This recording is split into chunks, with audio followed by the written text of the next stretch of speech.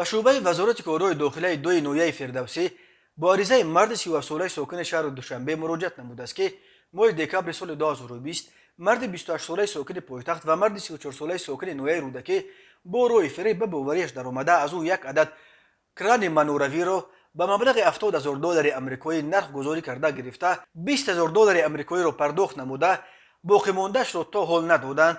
از روی این حادثه تفتیشات ادامه دارد. به شعبه وزارت کارهای داخلی یکی در نویه فردوسی با عریضه مرد 39 ساله ساکن شهر دوشنبه مراجعت نموده است که 18 ایولی سال 2022 تخمینا ساعت 21:39 دقیقه شخصان نامعلوم با راه پنهانی وارد خانه استقامتی شده از آنجا یک مقدار جواهرات طلایی را دزدیده از جای حادثه غیب زدند. ضرر رسانیده شده 36,500 سامانی را تشکیل می‌دهد. ضمن گذراندن چاره‌بینی‌های اپراتیوی جستجویی از جانب کارمندان میلیس مرد 32 ساله ساکن نویه تیمور ملک همچون گمانبر در صادر نمودن جنایت دزدی دستگیر کرده شد. از روی این حادثه تفتیشات ادامه دارد.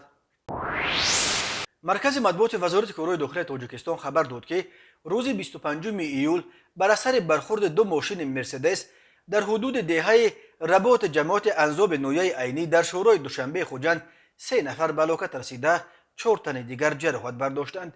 بنا به اطلاع وزارت کارهای داخلی 24 ایول سال 2022 تخمینا ساعت 14:30 دقیقه راننده افت-ماشین تمغه مرسدس بنز دولت مرادزاده محمد اکرام سال تولدش 1998 ساکن شهر ایسار هنگام حرکت در شورای دوشنبه خوجند چنوق در حدود دهه رباط جماعت دهات انزاب نویه عینی از عهده اداره نمودن افت-ماشین نبرآمده به سمت مقابل راه برآمده به افت-ماشین تمغه مرسدس بنز تحت اداره سفاروف ابوبکر عبدوغنیویچ سال تولدش 1982 ساکن شهر پنجکند برخورده است. در نتیجه راننده افت-ماشین تمغه مرسدس بنز دوم سفاروف و مسافرش ایداروف دلشاد سنگلیویچ سال تولدش 1975 ساکن شهر پنجکند جراحت وزنی برداشتند و در جای حادثه به هلاکت رسیدند. مسافر افت-ماشین تمغه مرسدس بنز دیگر عمروف عبدوواسط سال تولدش 1999 ساکن شهر ایسار از جراحت‌های برداشته‌اش در بیمارخانه به هلاکت رسیده است. این چنین راننده افت-ماشین تمغه مرسدس بنز دولت مرادزاده و مسافرانش عمروف عبدالرؤوف سال تولدش 2000 حلیموف محمد موسی سال تولدش 2004 حلیموف ذکرالله سال تولدش 2005 ساکنان شهر ایسار جراحت جسمانی برداشته در بیمارخانه بستری گردیدند. از روی این حادثه تحقیقات ادامه دارد. هفته گذشته در دو صدمه دیگر در حدود نویه عینی 6 نفر به هلاکت رسیده بودند. هر سال بر اثر صدمه ها در راههای تاجیکستان تا 400 نفر به هلاکت رسیده بیش از 1200 تن دیگر معیوب میشوند.